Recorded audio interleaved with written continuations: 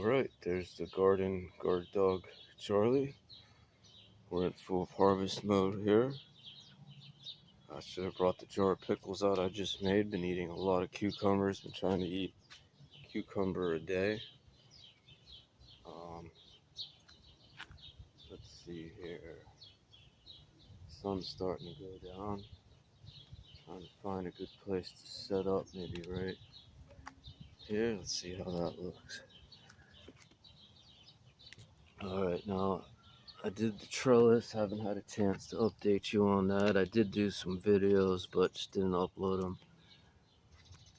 Mainly just, maybe I'll make a video later with how we made the trellis, and we'll show you up closer here in a second. Just wanted to get in front of the plants here for comparison of size of them. Quite a warm Friday afternoon here. Welcome to the video. So this is a squash plant. You can see.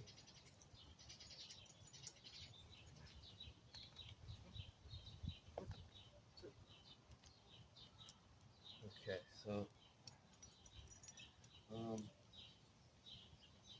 tomatoes are coming in nice. Let's get a shot of the raised bed, and then we'll take you through a walk here. Show you what's going on.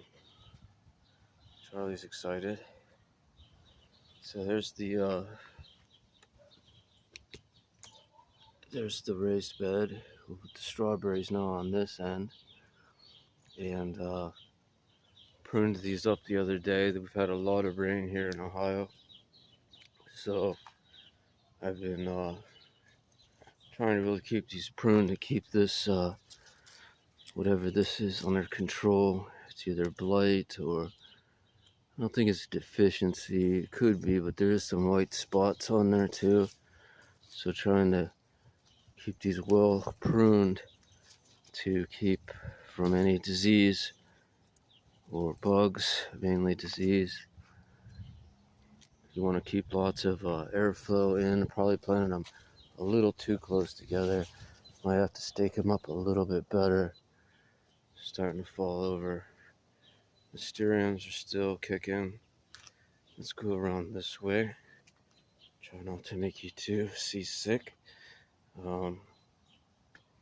This is the kracke strawberry system, which is just an amazing way to do it. I highly recommend these simple kracke buckets.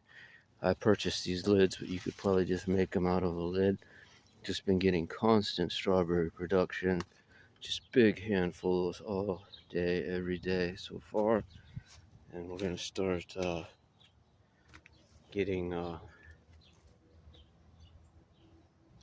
bringing some inside for winter. But anyways, there's the mulberry one that's planted, and I pulled the other one out of the bucket system, put in a bucket for now. We're gonna plant that in the ground too, I think.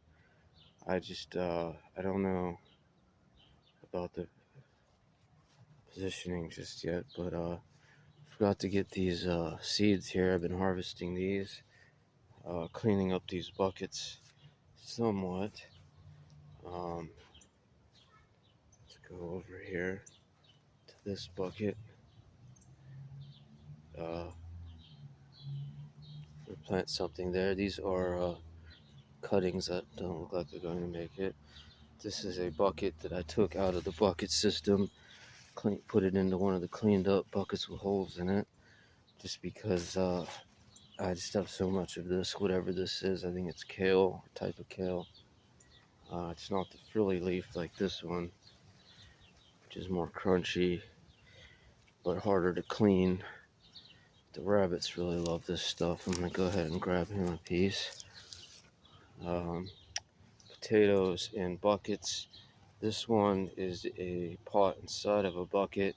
Just got to put some soap and a little bit of oil in there to keep mosquitoes out.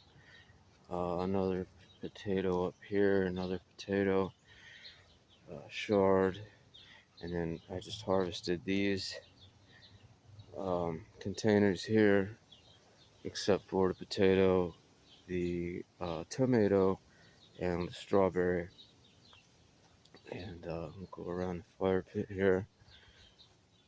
This is a lot of the stuff I pulled out of the buckets that was getting a mildew, and I might burn that instead of composting it to kill that mildew.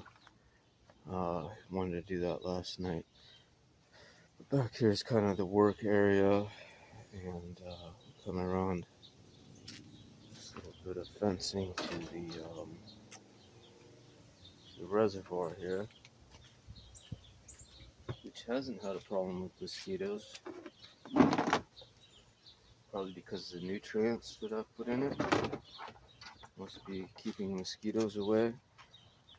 Because if there's any water sitting out here, right away mosquitoes larvae appear, and I have to,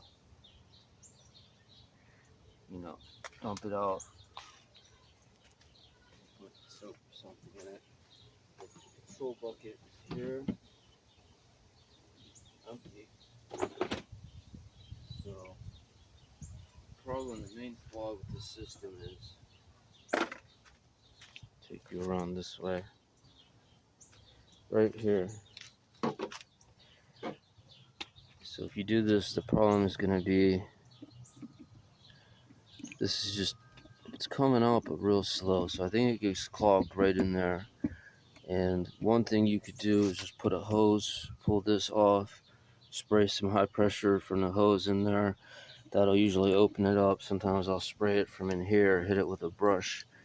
Right up under there is where it tends to get clogged. And we're up under a lot of pine trees here that just constantly drop stuff down, and that might be what's clogging it. So it's coming through but real slow, because there is plenty of water in here. And I'm using just some basic store nutrients that I've had forever. A big bottle of Fox Farm, and then I've had this stuff, which is probably more expensive than what you could probably get a cheaper version of this, but these things work really good. They're from the Fox Farm line, I believe, and it's just like a Miracle Grow, but they got different formulas. This one is a real high phosphorus and potassium blend with no nitrogen, so that's good for fruiting. And if you need a little nitrogen, I have this or that or several other things. I use Olympus Up for my calcium, and it affects the pH, but a lot of these other nutrients will bring the pH down. So at least with my water, it's nice to add in some pH up. Hope we're recording. Okay, so we're almost done here. Strawberries are really proliferating back here in the shade as far as putting out new runners. And I'm just leaving them attached, putting them in the pots. Some of those will probably be taken downstairs. This is an update on the rosemary. You see it's coming out nicely. Now if you want this to bush out, I imagine you could pull this top off, and that'll create more lateral branches. So